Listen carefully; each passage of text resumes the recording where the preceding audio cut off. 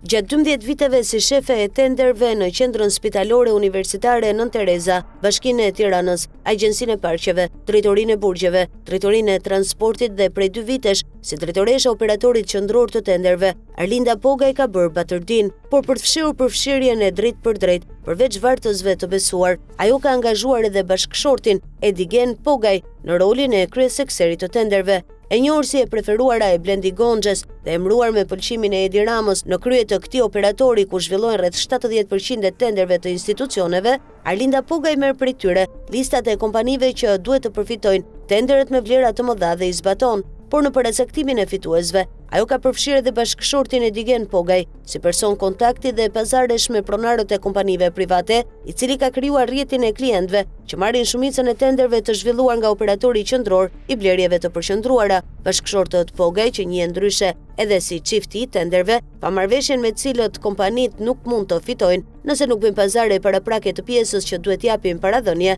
ndërsa drejtoresha Arlinda dhe bashkëshorti Edigen sajojnë kriteret e çdo tenderi, ja përshtatin kushteve që plotësojnë kompanit dhe vlerën e kontratave. Bashkëshorti Edigen Pogaj figuron i punësuar si jurist në kompaninë Shpresa AL SHPK, e cila gjatë viteve 2015-2018 ka marrë 12 milionë euro tender me 550 pagesa, ndërsa pas vitit 2019 ka marrë 36 milionë euro me 820 pagesa deri më 16 mars 2026. Nëse i shikon këta tender, konstaton gjurmë të drejtoreshës Arlinda Pogaj në institucionet ku ka qenë shefe tenderësh, por edhe gjurmë me prova të ndërhyrjeve të bashkëshortit Edigen Pogaj në institucione, drejtorie në përbashki për të orientuar tenderet e kompania Shpresa AL SHPK, por edhe për kompani të tjera duke shfrytzuar ndikimet dhe marrëveshjet e shkëmbimit të tenderve që bashkëshorti Arlinda Pogaj bën me drejtuesit nëpër ministri, drejtori e bashki, për të ndarë tenderet brenda rrjetit të kompanive, ku burri i saj luan rolin e sekserit. Zyrtarët e antikrimit në polici,